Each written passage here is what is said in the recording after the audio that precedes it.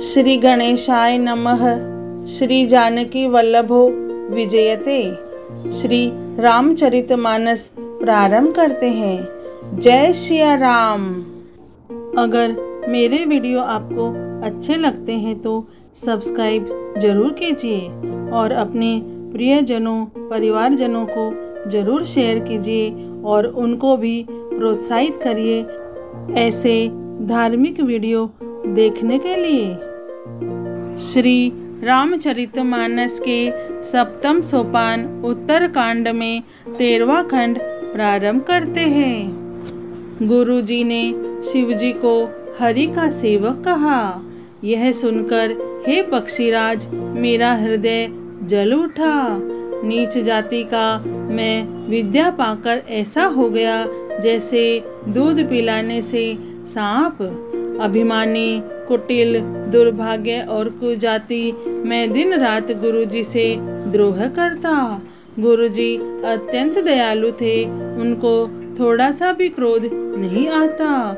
मेरे द्रोह करने पर भी वे बार बार मुझे उत्तम ज्ञान की ही शिक्षा देते थे। नीच मनुष्य जिससे बड़ाई पाता है वह सबसे पहले उसी को मारकर उसी का नाश करता है। हे भाई सुनिए, आग से उत्पन्न हुआ धुआं मेघ की पदवी पाकर उसी अग्नि को बुझा देता है। धूल रास्ते में निरादर से पड़ी रहती है और सदा सब राह चलने वालों के लातों की मार सहती है। पर जब पवन उसे उड़ाता ऊंचा उठाता है तो सबसे पहले वह उसी पवन को भर देती है और फिर राजाओं के नेत्रों और किरीटों मुकुटों पर पड़ती है। हे पक्षीराज गरुड़ जी सुनिए, ऐसी बात समझकर बुद्धिमान लोग अधम नीच का संग नहीं करते। कवि और पंडित ऐसी नीति कहते हैं कि दुष्ट से न कलह ही अच्छा न प्रेम ही। हे गोसाई, उससे तो सदा उदासीन ही रहना चाहिए। दुष्ट को कुत्ते की तरह दूर से ही त्याग देना चाहिए। मैं दुष्ट था, हृदय में कपट और कुटिलता भरी थी, इसलिए यद्यपि गुरुजी हित की बात कहते थे पर मुझे वह सुहाती न थी। एक दिन मैं शिवजी के मंदिर में शिव नाम जप रहा था। उसी समय गुरुजी वहां आए, पर अभिमान के मारे मैंने उठकर उनको प्रणाम नहीं किया। गुरुजी दयालु थे, मेरा दोष देखकर भी उन्होंने कुछ नहीं कहा। उनके हृदय में लेश मात्र भी क्रोध नहीं हुआ। पर गुरु का अपमान बहुत बड़ा पाप है, अतः महादेव जी उसे नहीं सह सके। मंदिर में आकाशवाणी हुई कि अरे हतभाग्य मूर्ख अभिमानी, यद्यपि तेरे गुरु को क्रोध नहीं है, वे अत्यंत कृपालु चित्त के हैं और उन्हें पूर्ण तथा यथार्थ ज्ञान है। तो भी हे मूर्ख, तुझको मैं शाप दूंगा क्योंकि नीति का विरोध मुझे अच्छा नहीं लगता। अरे दुष्ट, यदि मैं तुझे दंड ना दूं तो मेरा वेद मार्ग ही भ्रष्ट हो जाए। जो मूर्ख गुरु से ईर्ष्या करते हैं वे करोड़ों युगों तक रौरव नरक में पड़े रहते हैं। फिर वहां से निकलकर वे त्रियक पशु पक्षी आदि योनियों में शरीर धारण करते हैं और 10,000 जन्मों तक दुख पाते रहते हैं। अरे पापी, तू गुरु के सामने अजगर की भांति बैठा रहा। रे दुष्ट, तेरी बुद्धि पाप से ढक गई है, अतः तू सर्प हो जा। और अरे अधम से भी अधम, इस अधोगति सर्प की नीची योनि को पाकर किसी बड़े भारी पेड़ के खोखले में जाकर रहे। शिवजी का भयानक शाप सुनकर गुरुजी ने हाहाकार किया। मुझे कांपता हुआ देखकर उनके हृदय में बड़ा संताप हुआ। प्रेम सहित दंडवत करके वे ब्राह्मण श्री शिव जी के सामने हाथ जोड़कर मेरी भयंकर गति दंड का विचार कर गदगद वाणी से विनती करने लगे। हे मोक्ष स्वरूप विभु, व्यापक ब्रह्म और वेद स्वरूप, ईशान दिशा के ईश्वर तथा सबके स्वामी श्री शिव जी, मैं आपको नमस्कार करता हूँ। निज स्वरूप में स्थित अर्थात माया आदि रहित, मायिक गुणों से रहित, भेद रहित, इच्छा रहित, चेतन, आकाश रूप एवं आकाश को ही वस्त्र रूप में धारण करने वाले दिगंबर अथवा आकाश को भी आच्छादित करने वाले आपको मैं भजता हूँ।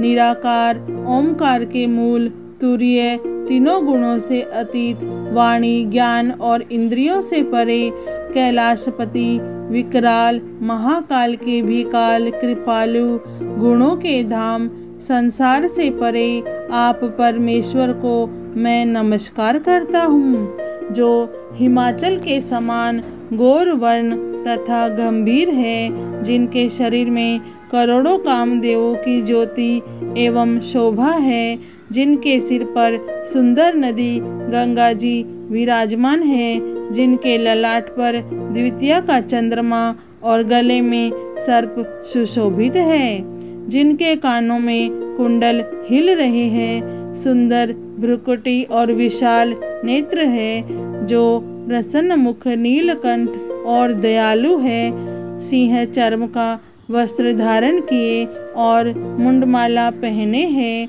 उन सबके प्यारे और सबके नाथ, कल्याण करने वाले श्री शंकर जी को मैं भजता हूँ।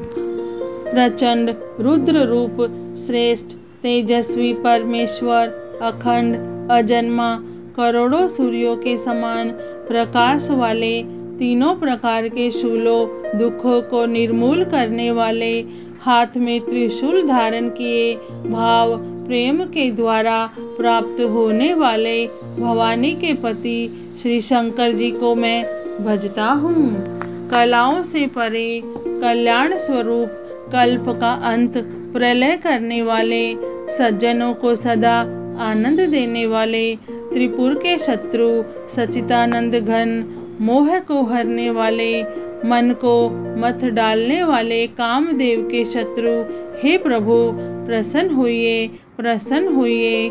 जब तक पार्वती के पति आपके चरण कमलों को मनुष्य नहीं भजते, तब तक उन्हें न तो इहलोक और परलोक में सुख शांति मिलती है और न उनके तापों का नाश होता है।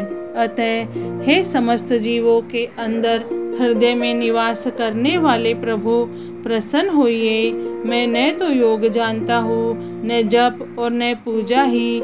हे शंभु, मैं तो सदा सर्वदा आपको ही नमस्कार करता हूँ। हे प्रभु, बुढ़ापा तथा जन्म मृत्यु के दुख समूहों से जलते हुए मुझ दुखी की दुख से रक्षा कीजिए।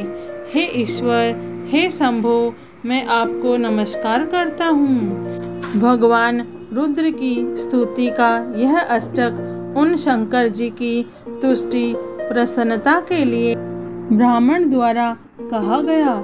जो मनुष्य इसे भक्ति पूर्वक पढ़ते हैं, उन पर भगवान शंभु प्रसन्न होते हैं। सर्वज्ञ शिव जी ने विनती सुनी और ब्राह्मण का प्रेम देखा। तब मंदिर में आकाशवाणी हुई कि हे द्विज श्रेष्ठ, वर मांगो।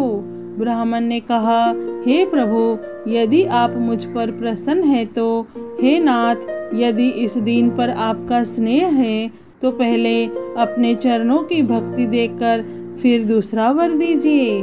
हे प्रभु, यह अज्ञानी जीव आपकी माया के वश होकर निरंतर भूला फिरता है। हे कृपा के समुद्र भगवान, उस पर क्रोध न कीजिए। हे दीनों पर दया करने वाले कल्याणकारी शंकर, अब इस पर कृपालु होइए, कृपा कीजिए, जिससे हे नाथ थोड़े ही समय में इस पर शाप के बाद अनुग्रह शाप से मुक्ति हो जाए। हे कृपा निधान, अब वही कीजिए जिससे इसका परम कल्याण हो। दूसरे के हित से सनी हुई ब्राह्मण की वाणी सुनकर फिर आकाशवाणी हुई, एवमस्तु, ऐसा ही हो।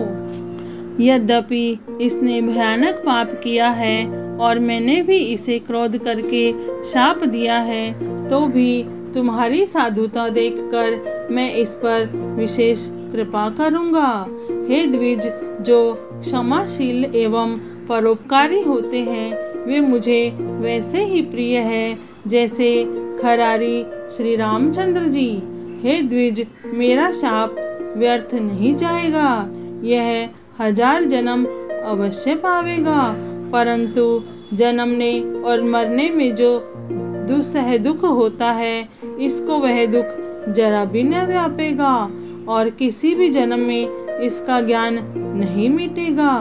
हे शूद्र, मेरा प्रामाणिक सत्य वचन सुन।